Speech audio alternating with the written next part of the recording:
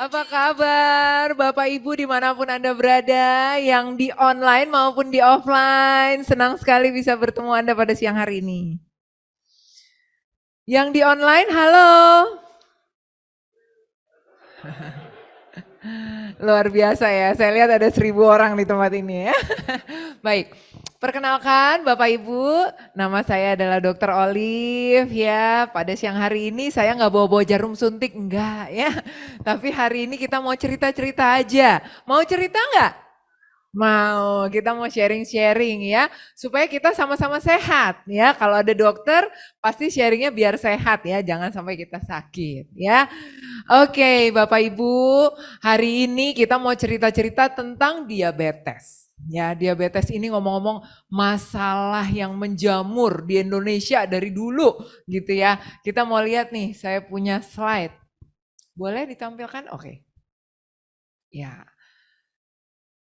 Di online juga masuk ya? Oke, nice. Ya, jadi saya sudah tugas di NTT selama 8 tahun. Ada yang di NTT di sini? Halo yang di NTT ya. Mudah-mudahan sehat semua ya. Jadi waktu saya tugas di sana ya, itu diabetes banyak sekali. Tahu nggak kenapa? Karena kebiasaan orang sana bilangnya kalau nggak makan nasi kita nggak makan katanya gitu. Bener ya Bapak Ibu ya. Nah jadi harus makan nasi. Misalnya kita udah makan nih, makan roti, makan kue, lanjut makan nasi. Ya terus saya waktu pertama nyampe sana bingung juga ya. Makan nasi lanjut makan jagung bose. Itu enak sekali Bapak Ibu ya. Yang belum pernah nyobain ya harus nyoba ya. Cuman ada di Pulau Timur ya di sana ya. Enak sekali. Tapi sayangnya itu isinya karbohidrat semua. Ya jadi kita habis makan nasi lanjut lagi karbo. Lalu snacknya ubi ya. Jadi karbohidrat lagi, komplit banget gitu ya. Nah belum lagi kalau kita makan itu lauknya ada mie, ada kentang ya. Udah sepaket karbohidrat semua ya. Alhasil ya itu yang namanya TG tinggi ya. Kemudian gula naik semua ya. Kita mau lihat hari ini kita mau cerita-cerita aja ya. Next. Apa sih sebenarnya diabetes ya? Jadi diabetes itu sebenarnya macam-macam gejala ya yang ditandai oleh peningkatan kadar gula darah ya.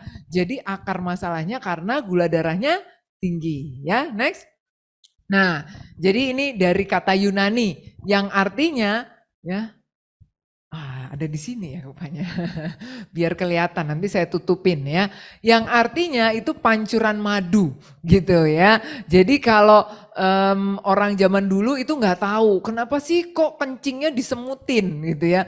Makanya disebut kencing manis ya. Karena kalau orang dengan penyakit kencing manis itu pipis tiba-tiba semutnya datang semua gitu ya. Next. Nah, jadi kenapa sih penting banget untuk kita mencegah diabetes ini ya? Karena diabetes ini berdasarkan International Diabetes Foundation ya itu sudah meningkat drastis banget. Bayangkan tahun 2021 itu ada 19,47 juta jiwa. Ya, itu meroket dari tahun 2011 yang cuma 7 juta gitu. Ya, jadi ngeri banget. Bayangkan jumlah kematian tahun 2021 ada 236.000 orang. Cuman gara-gara si diabetes ini ya. Dan ngomong-ngomong Indonesia ya itu adalah peringkat ke ya coba kita lihat nextnya. Nah ini nggak ada di slide-nya ya. Indonesia adalah peringkat ke-7 setahu saya. Apa sekarang udah naik kelas? Udah peringkat kelima ya, udah naik kelas lagi ya. Beberapa tahun yang lalu peringkat 7 luar biasa. Tapi jangan ditepuk tanganin ya Bapak Ibu ya. Bayangkan begitu banyaknya loh penderita Indonesia yang kena diabetes. Ya ngomong-ngomong, saya baru bertemu ya 2 hari lalu dengan Ketua Dewan Jaminan Sosial Nasional Indonesia mengatakan bahwa jadi pemerintah kita ya, Menteri Kesehatan kita ya itu menariknya Pak Menkes kita ini sangat peduli dengan namanya preventif ya, program pencegahan ya. Nah, promotif dan preventif ini sehingga digalakkan mulai yang namanya medical check up ya, kemudian edukasi masyarakat ya. Nah, dari sana jadi apa? Terjaring orang-orang yang tadinya nggak tahu punya darah tinggi, nggak tahu punya resiko jantung, nggak tahu punya kencing manis gitu ya. Jadi ketahuan ya. Bayangkan baru 3 bulan program dilaksanakan, peningkatan klaim sudah meningkat 40 miliar. Wih luar biasa, 40 miliar apa 40 triliun kemarin ya.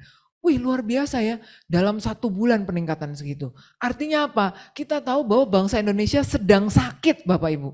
Ya banyak sekali yang gak ketahuan diabetesnya. Pas dicek, loh kok tinggi gulanya ya. Gak ada gejala. Ya. Nah ini kenapa yang namanya gula ini bahaya. Karena disebutnya apa? Silent killer ya. Jadi dia pembunuh diam-diam ya. Kita seneng gak yang ibu-ibu terutama ya, seneng gak kalau ditusuk dari belakang ya, difitnah, digosipin, seneng gak Bu? Gak seneng ya, dikira teman baikmu ini bestie aku, taunya di belakang, tahu gak sih gitu ya, itu dia itu, ih orangnya nyebelin banget gitu ya. Gak seneng kan? Ya kayak gitu kalau diabetes tuh apa? Nusuk dari belakang. Kita kelihatannya fine-fine aja, pergi kerja tiap hari, kelihatannya masih seger, masih fit. Taunya kadar gulanya udah naik tinggi ya. Kenapa? Karena kadar gula yang tinggi ini dia merusak semua sel-sel saraf dan organ-organ tubuh kita ya. Itu disebutnya silent killer. Dari zaman dulu ini ya sudah dikenal sebagai silent killer karena tidak bergejala sampai stadium akhir. Ya, nah kita mau lihat nih ada mitosnya ya. Ada yang bilang, oh ini gara-gara keturunan ya. Ada yang bilang, oh ini harus suntik insulin terus seumur hidup. Ya, jadi orang takut ya. Ada yang bilang ini nggak bisa sembuh dan seterusnya. Kita mau lihat sama-sama belajar faktanya ya. Next. Nah, ada berapa perbedaan diabetes ya. Ini saya cepet aja ya, pasti Bapak Ibu semua udah tahu ya. Diabetes itu ada beberapa. Yang pertama bawaan dari bayi gitu ya, sehingga penyakit kongenital disebutnya. Sehingga memang dari lahir si pankreasnya itu sudah rusak, nggak berfungsi gitu ya. Jadi tidak punya insulin ya, atau insulinnya nggak berfungsi maksimal, kurang lebih seperti itu ya. Akhirnya kadar gula darahnya naik terus ya. Nah yang kedua itu ada yang namanya diabetes mellitus tipe 2 ya. Tipe 2 ini Anda bisa punya keturunan ya atau nggak punya keturunan. Jadi kalau Anda punya keturunan diabetes ya itu berarti kita udah punya gen nih gitu ya. Tapi insulin kita masih bagus. Nah, tahu-taunya gara-gara kita kebanyakan makan yang manis-manis gitu ya, insulinnya jadi kecapean ya. Atau Anda nggak punya gen sama sekali, tapi makanannya terlalu manis-manis, kena juga gitu ya. Saya mau bikin analogi gini deh, biar Bapak Ibu semua gampang mencernanya gitu ya. Jadi Bapak Ibu tahu namanya macet ya, kalau Jakarta macet banyak ya. Hari ini saya ketemu beberapa titik kemacetan, katanya gara-gara kampanye gitu ya. Nah kebayang nggak kalau udah macet banget ya, udah nggak ada space lagi, mobil udah tumpuk menumpuk gitu ya, terus ada polisi di situ. Polisinya berguna nggak Bapak Ibu? Maju, gimana mau maju, depannya udah mentok, kalau maju nabrak dong gitu ya. Mundur dikit, gimana mau mundur, orang di belakang juga ada mobil, bener gak? Ada polisi berguna gak? Gak berguna, ya kurang lebih kayak gitu tuh kalau kita kebanyakan makan manis gitu ya. Jadi ceritanya setiap kali kita makan manis ya, itu makanan yang kita makan diserap oleh usus kita, diubah menjadi glukosa. Glukosa itu harus masuk ke dalam sel ceritanya gitu ya. Nah untuk masuk ke dalam sel dibuka pintu sama insulin. Nah ini Bapak datang, ayo Pak saya bukain pintu, saya insulinnya gitu ya. Bapak masuk ke dalam ya, datang lagi saya bukain pintu gitu ya, masuk ke dalam. Tapi ceritanya yang datang rombongan ada ribuan, saya capek dong buka-buka pintu, bener gak? Udahlah biarin aja lah, kamu mau apa kek saya duduk aja gitu ya. Intinya itu Bapak Ibu, jadi insulinnya udah mager gitu ya. Kalau kita bisa mager, insulin juga bisa mager, udah capek insulinnya, udahlah males ah gitu. Masa gue disuruh buka pintu, tutup pintu terus panjang hari gitu ya, gara-gara apa? Saya punya pasien loh, minumnya es teh manis bisa 6-10 gelas sehari. Ngeri ya. Saya bilang, waduh Pak pantas Pak kenanya diabetes. Ya jadi pola hidup ya, makannya luar biasa ya. Nah next kita lihat ada tipe diabetes yang lain nih Bapak Ibu ya. Yang disebut gestasional ya atau DMG. Ini gara-gara kita hamil ya. Nah tapi sedihnya kalau kita lihat ya, diabetes ini penyebab kematian wanita tertinggi nomor 9 dunia. Ya karena sering gak ada gejala ya. begitu lahir bayinya gede. Seneng ya bayinya sehat 4 kilo, padahal mah DM gitu ya. Terus habis ngelahirin badannya langsung kurus. Bagus ya habis ngelahirin kok kamu gak gemuk, padahal mah DM gitu ya. Jadi hati-hati ya, jangan dikira semua yang kurus-kurus tuh bagus ya, tapi saya gak DM. Nanti kita boleh buktikan cek gula darah di depan ya. Saya gula selalu normal ya. Nah, kita lihat ya, frekuensi DM pada kehamilan ini ya bisa 10-25% ya. Dan ini meningkatkan angka kematian ibu dan bayi ya. Jadi ngeri ya. Next kita lihat. Nah, ini standar gula darah yang terbaru ya. Kalau dulu pakainya per Kenny itu pakainya standarnya 200 ya. Kalau sekarang enggak. Sekarang gula puasa harus 100 ya. Jadi saya medical check up ya. Orang bilang gini, "Dok, gula saya 109 kok tinggi." Lah iya Pak, lah wong puasa, kalau puasa harus 100 gitu ya. Kalau enggak puasa ya, habis makan ya itu 126 sekarang batasnya, 125 maksimal ya. Jadi makin rendah batasannya. Kenapa? Ya karena kita mau semakin waspada ya. Ngomong-ngomong buat Bapak Ibu tahu nggak sekarang? Kalau batas hipertensi gitu ya, udah 120/80 semua usia. Ya, jadi kalau 125/80 aja udah disebut prehipertensi gitu ya. Kok batasannya makin rendah? Ya iya, karena kita juga mau lebih sehat gitu ya. Jadi itu udah standar nasional dan internasional. Memang seperti itu. Ya, jadi nggak bisa lagi gini, "Dok, nggak apa-apa. Saya kan udah 60, 140." Boleh nggak? Nggak boleh ya. Tensi harus tetap 120/80 supaya Anda tidak beresiko ya untuk terkena all kind of disease ya, mulai dari jantung, kolesterol dan sebagainya gitu ya. Nah, kita lanjutkan sedikit. Ya, jadi keluhannya apa ya? Diagnosis diabetes ini terlihat dari keluhannya ya. Keluhannya gampang dikenali ya, tapi sering lupa disadari ya. Jadi gejalanya sering lapar, sering haus, sering kencing. Kenapa? Gampangnya gini Bapak Ibu. Tadi ceritanya kan glukosanya terlalu banyak nggak bisa masuk ke sel, bener nggak? Jadi glukosanya numpuk di luar ya. Nah, bayangkan di sini kita ada ribuan orang ya, tapi selnya di dalam dapat makanan nggak? Nggak dapat ya. Jadi selnya di dalam kelaparan ya. Selnya kelaparan, dia bilang sama otak ya. Tubuh kita tuh pinter loh. Nah, ya, dia panggil-panggil otak. Otak, kamu makan dong katanya. Ini kita lapar banget loh katanya. Akhirnya apa? Orang diabetes kerjaannya lapar terus, makan terus. Karena gulanya numpuk di sini. Ada ribuan orang tadi ingat ya. Nah, maksudnya ribuan glukosa gitu ya dalam pembuluh darah. Ya, dia bilang sama otak, makan terus. Nah, semakin makan gulanya semakin tinggi, kan numpuk. Insulinnya nggak mau buka pintu, ya kan? Nah, gara-gara gulanya semakin tinggi, ya kan semakin pekat. Ya, bayangkanlah, Anda bikin teh, biasanya gulanya berapa? 1 sendok ya, Bapak Ibu ya, 1 sendok ya. Kita taruh 1 kilo, jadi pekat gak? Jadi pekat banget ya. Nah, seperti itulah gitu, pembuluh darah kita udah sempit, gulanya kebanyakan, jadi pekat banget ya. Gara-gara pekat, jadi ada feedback ke otak bilang haus, minum dong, minum katanya. Ini pekat banget haus, jadi orangnya haus terus ya. Nah, karena tubuh ingin membuang, ini kan isinya banyak glukosa ya, sama tubuh bilang, wah nggak bener nih. Terlalu jorok ya, banyak glukosanya, mau dibuang ya. Mau dibuangnya gimana? Lewat urin ya. Nah, tapi di ginjal kita itu ada sistem mekanisme, pada saat dia membuang glukosa, ya itu dia sambil narik air.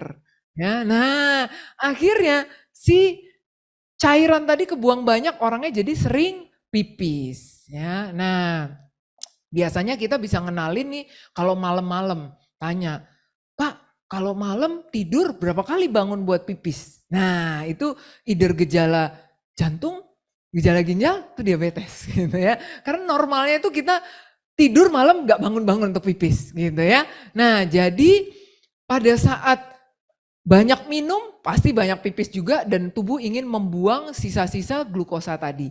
Jadi gampang banget kan kita analoginya, orangnya lapar terus, haus terus, ya karena minum terus jadinya pipis terus. Kurang lebih seperti itu ya.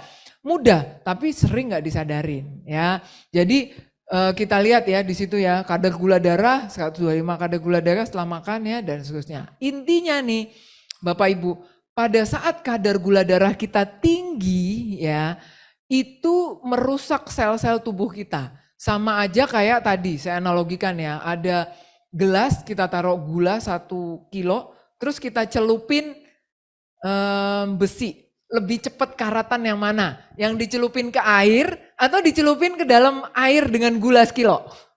Pasti lebih cepat karatan yang pekat kan, yang ada kadar gula tinggi. Kurang lebih gitu ya. Saraf-saraf tubuh kita itu hancur karena gula darahnya tinggi. Ya, nah kebayang nggak? Itu sebabnya diabetes itu disebut ya, selain silent killer dia mother of disease ya. Nah itu ibu dari segala penyakit yang lain. Ya. Kenapa? Namanya ibu punya anak, bener gak? Ya kalau kita nih udah punya diabetes, itu saraf rusak.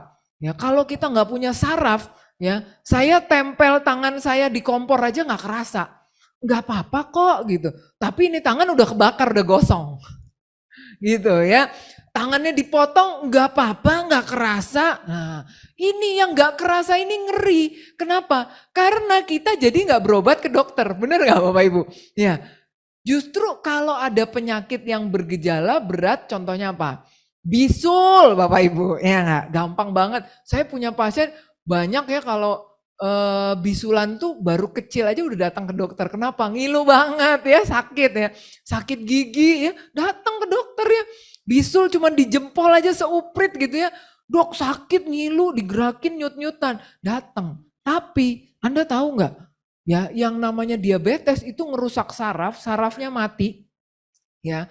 Dan ini yang paling sering bikin penyakit yang namanya sakit jantung itu angin duduk, kata orang. Nah, pernah dengar gak Bapak Ibu? Angin duduk. Yang di online pernah dengar? Ya, Anda ceritanya lagi duduk-duduk, ya, tahu-tahu nggak ada.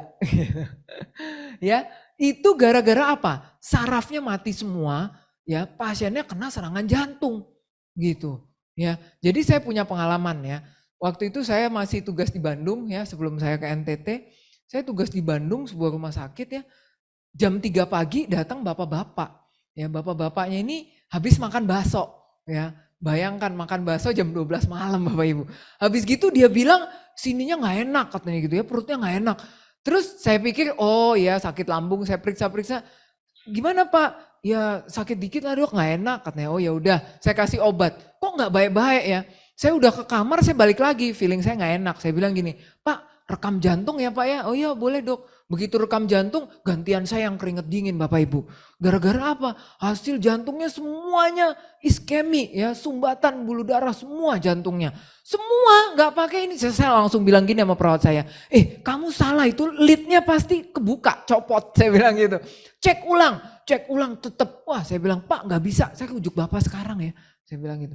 Oh nanti dulu dok, ini gini kita panggil keluarga dok, gini gitu. Ya sudah harus cepet. Lagi duduk nih, lagi duduk di bed, saya di sebelahnya. Duduk di meja bikin surat rujukan. Terus saya bilang, Bapak punya gula ya? Nah, saya udah curiga, kenapa? Kalau orang serangan jantung itu kata pasien saya kayak ditusuk 7 pedang. Ya sakitnya sakit banget. Ada yang udah pernah kena serangan jantung di sini? Halo Bapak Ibu yang di online? Gak ada ya, amit-amit ya. Karena saya yakin kalau Anda kena serangan jantung gak akan duduk di sini dengerin saya ya. Nah, itu menurut pasien saya serangan jantung tuh ditusuk 7 pedang. 1 aja udah sakit. Bener gak? Ya ini 7 sekaligus, sakit banget. Dan ini semua saraf jantungnya mati. Ya, lagi duduk saya bilang, Bapak punya gula ya? Iya dok, dulu gula saya pernah tinggi. Belum selesai ngomong nih, tiba-tiba itu dari kaki sampai ke atas biru semua. Pelan-pelan kayak dicat. Ya kayak dicat gitu, tiba-tiba biru langsung ngeblek. Saya lompat, saya RJP pompa jantung 1/2 jam gak dapat Bapak Ibu. Ya sedih banget ya. Gara-gara penyakit gula mati semua sarafnya, serangan jantung begitu berat pun gak kerasa. Katanya cuman gak enak dikit gitu ya. Nah hati-hati, sensitivitas kita terhadap nyeri semuanya turun gitu. Karena udah habis sarafnya, udah rusak gitu ya, kena gula. Jadi ini bukan masalah yang sepele ya.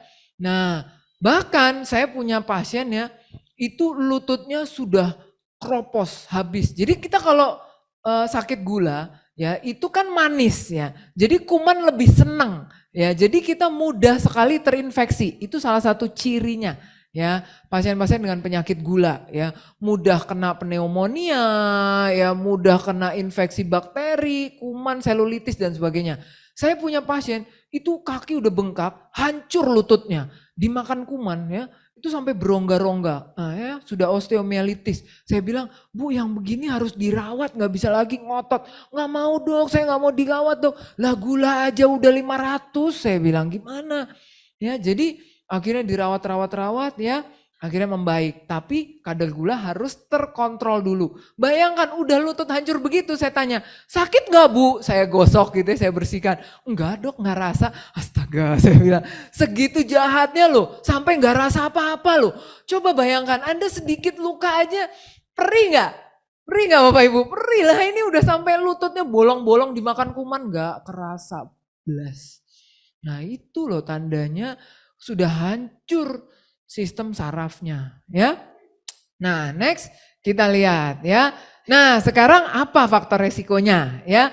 Faktor resikonya ya ada macam-macam ya. Yang pertama keluarga ya, ada keluarga yang kena diabetes ya, ini jadi faktor utama ya. Kemudian ada obesitas, kegemukan ya, terutama obesitas sentral. Nah ayo nanti sampai rumah ngambil meteran diukur ya. Untuk wanita ya batasnya ya, Anda boleh lihat di slide ya, 80 cm ya, kalau pria 90 cm ya, itu 90 cm itu kecil loh Bapak Ibu ya. Kenapa? Karena perut kita itu semakin gemuk, lemak jahatnya tinggi. Lemak jahat tinggi itu berarti menurunkan resistensi, meningkatkan resistensi insulin ya, sensitivitas insulinnya jadi turun dan lemak jahatnya juga semakin banyak ya, jadi mudah sumbatan ya. Kita lihat yang berikutnya ya, usia semakin bertambah ya, kemudian kurangnya aktivitas fisik ya. Sekarang kita nggak pakai aktivitas fisik banyaknya, aktivitasnya jari. Saya kirim makanan untuk teman saya yang sakit, dia bilang begini, aduh nggak usah repot-repot, nggak repot kok, saya bilang tinggal olahraga jari, saya bilang ya bener gak? Sekarang apa-apa jadi gampang Bapak Ibu ya, tapi itu bikin kita jadi nggak bergerak. Orang dulu mau nengok teman sakit, saya pergi ke toko ya, beli kue, jalan ke rumah sakit nganterin. Sekarang tinggal Grab Food, GoFood dan sebagainya. Mudah sekali ya, tapi ini membuat manusia jadi mager. Mager banget ya, dan ingat semakin mager Anda ya, semakin mager juga insulin Anda ya.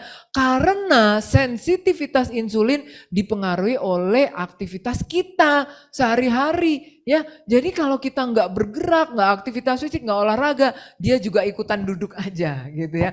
Ibaratnya dia bilang gini, ngapain saya masukin glukosa ke dalam sel, saya mau duduk tuh, bos gue juga duduk katanya gitu ya. Nah jadi kalau kita kerjaannya duduk terus gitu ya, jangan salahkan insulin Anda gitu ya, ikut-ikut kebiasaan ya. Kemudian merokok ya, dislipidemi ya, dislipidemi itu gangguan kolesterol ya, kalau tinggi ya lama-lama ikut tinggi juga gula kita. Kenapa? Jadi gini, pada saat gula tinggi ya, itu si trigliserid itu sebagai salah satu pengalihan. Jadi gulanya tinggi nih, ya tubuh kita kan pinter. Dia bilang gini, gula udah tinggi nih, diubah deh jadi cadangan energi, ya dibuat jadi glikogen, dibuat jadi trigliserid ya. Tapi kalau trigliseridnya udah tinggi terus, lama-lama tubuh nggak bisa cover, gulanya jadi naik juga. Makanya coba perhatikan, kalau orang-orang dengan TG-nya tinggi, nanti lama-lama gulanya akan tinggi. Ya, saya punya pasien, saya pegang gini badannya, saya bilang, Pak, kayaknya TG Bapak tinggi deh. Begitu cek berapa? 600 Bapak Ibu, normalnya 150 loh, jauh banget ya, 4 kali lipat ya. Nah hati-hati ya, TG nguranginnya dari karbohidrat ya, pola makan kita ya. Kemudian hipertensi, masa kehamilan, stres ya. Jadi Anda jangan stres-stres lah. Kita manusia nggak mungkin lepas dari masalah, bener nggak? Ya. Nah tapi kita harus menyikapinya positif ya, banyak bersyukur. Next. Nah Ini gejalanya tadi ya, sering lapar, sering kencing, sering haus ya, berat badan turun ya. Tapi hati-hati, nggak semua diabetes tuh berat badannya turun ya. Nah, yang berat badannya turun itu berarti udah kronis banget gulanya. Kenapa? Karena kan tadi dibilang selnya kelaparan. Kan gak bisa makan juga gak masuk ke dalam kan. Jadi yang dilakukan sama sel apa? Dia memecah cadangan energi yang ada di lemak.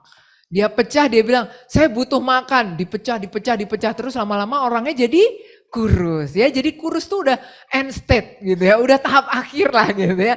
Jadi Anda jangan happy dulu kalau Anda kurus ya. Itu udah tahap akhirnya diabetes ya. Jadi kalau kita tiba-tiba bertambah kurus tanpa diet, itu langsung red flag ya, hati-hati ya. Kenapa? Cepetan cari dokter dan check up ya. Tapi kalau bisa sebelum itu ya, sebelum Anda sakit, saya yakin lah. Kalau teman-teman sahabat sehat semua sebelum sakit pasti sudah cari dokter ya. Dok, saya mau sehat, MCU dulu gitu ya, medical check up ya. Next kita lihat, apalagi gejalanya? Ya penglihatan kabur ya. Kenapa? Sarafnya mata dirusak. Ya, jadi mulai lama-lama nggak kelihatan gitu ya. Terus gatel-gatel ya, karena sensitivitas saraf diganggu ya. Saya punya pasien kesemutan terus tuh. Kesemutan udah keliling-keliling dokter nggak sembuh ya. Terus saya bilang gini, aduh ibu cek gula aja dulu, gulanya 300. Ya, jadi semudah itu sebenarnya mendiagnosa diabetes gitu ya. Tapi penanganannya yang sulit ya dan lama ya. Nah kemudian luka susah sembuh ya, cepet capek ngantuk. Kenapa? Capek ngantuk, gampang tadi ya. Kan nggak ada energi. Kalau nggak ada energi selnya kelelahan nggak? Kalau kelelahan jadinya dia nggak ada energi, capek, ngantuk ya. Jadi badannya kayak lemes ya. Tapi tenang ya. Kalau Anda yang sekarang lagi ngantuk gitu ya, ini memang jam-jam tidur.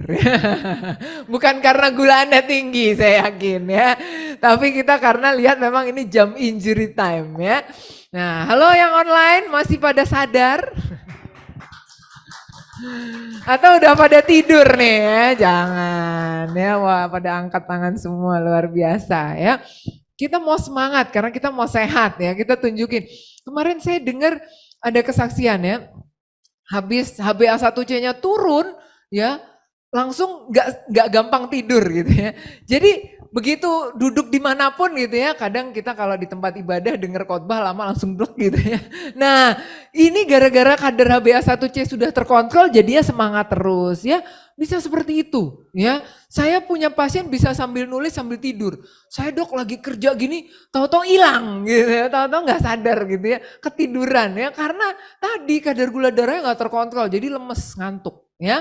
Nah luka susah sembuh karena tadi aliran darah nggak lancar ya. Saya pernah ngerawat pasien ya, permisi gara-gara kencing manis lumpuh tidur terus, ini belakang ini bolong ya. Jadi ulkus decubitus ditambah ulkus kencing manis ya. Jadi ngeri sekali, kadar gulanya juga tinggi terus.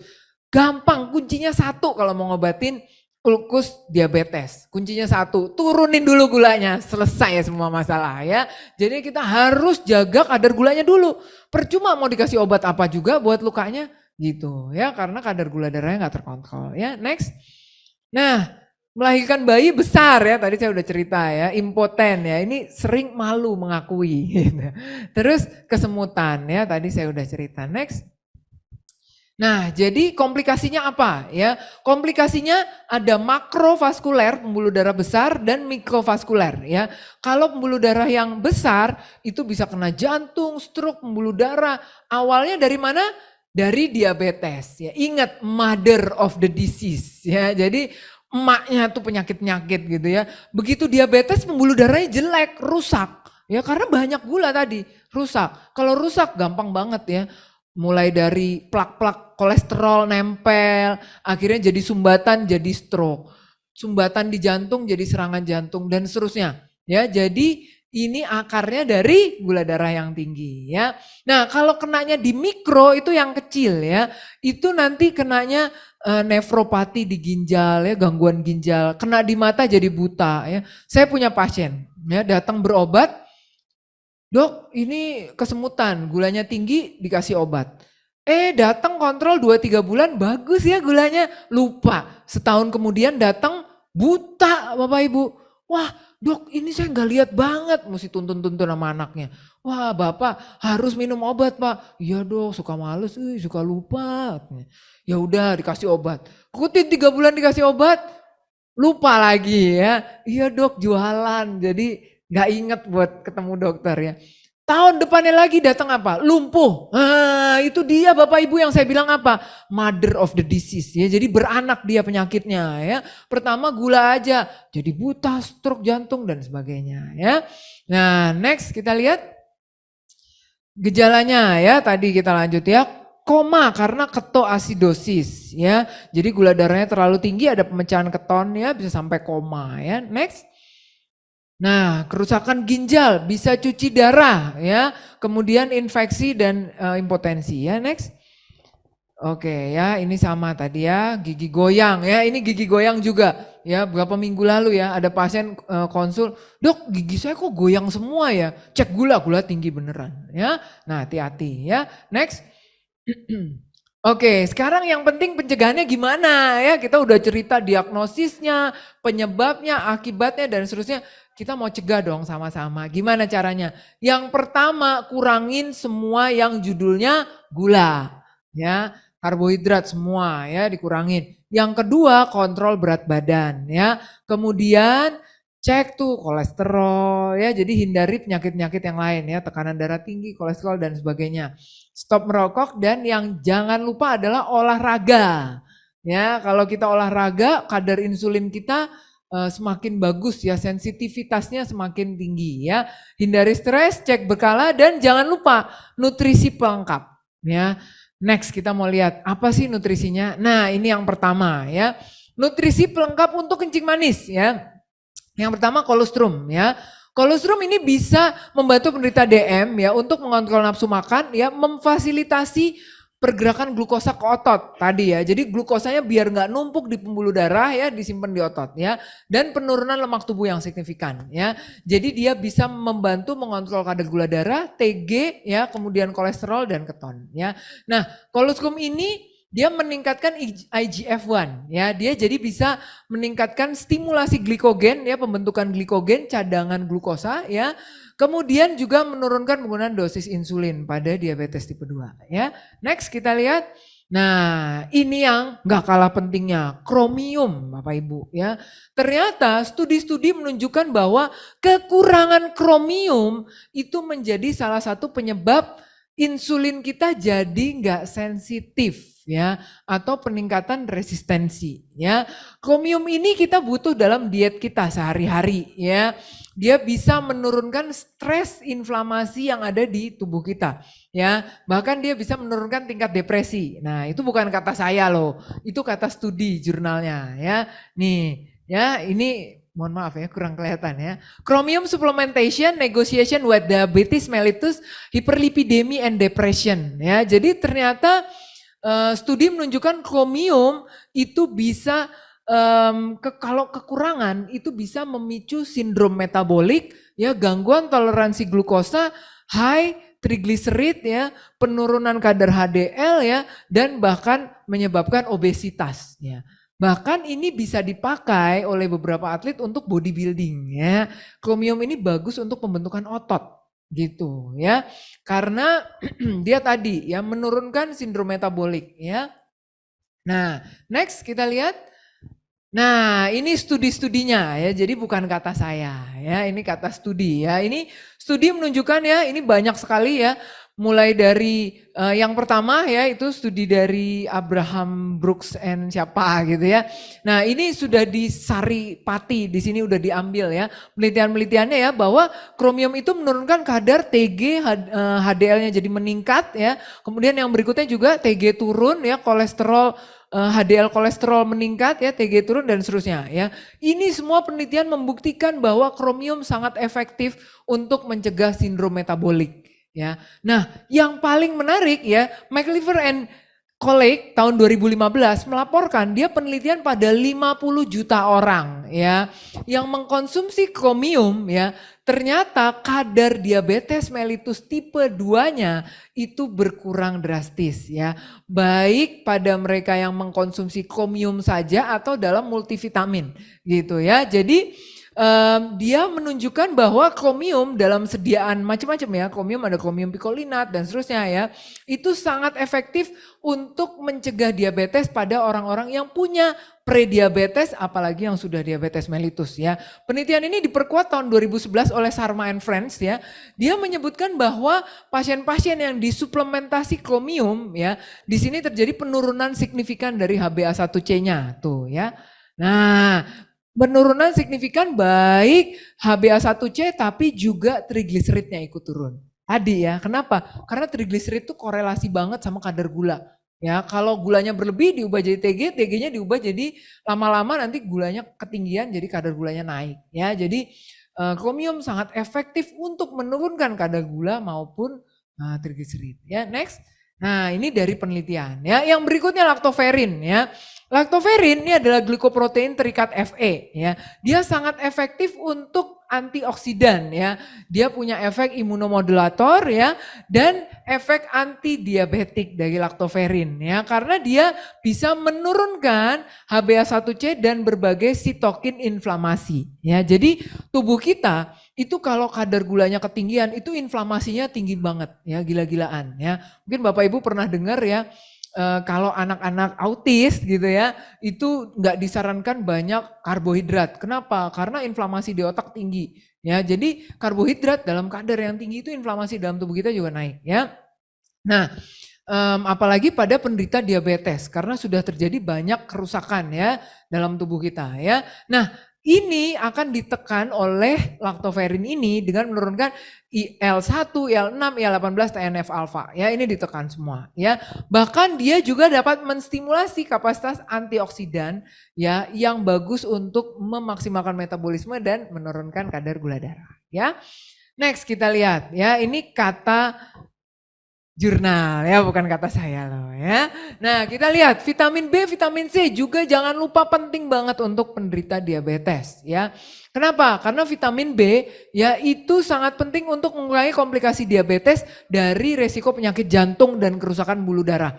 Ya, jadi vitamin B1, tiamin itu penting sekali untuk menjaga jantung kita ya. Vitamin B12 ya itu untuk pasien-pasien yang mengkonsumsi metformin ya itu penting karena biasanya kadar B12-nya lebih rendah dari seharusnya, jadi harus disuplementasi ya.